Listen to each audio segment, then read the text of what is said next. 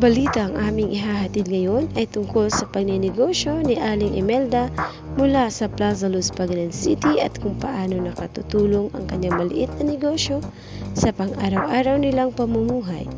Ito si Princess Julie nagbabalita mula sa Plaza Luz, Pagayan City. Araw po sa lahat, nandito po kami kupang ng mga puso na balita. At nandito kami sa Plaza Lodge, Pagayan City at magtatanong kami ng ilang mga vendor tungkol sa mga negosyo. Tara, samahan niyo kami.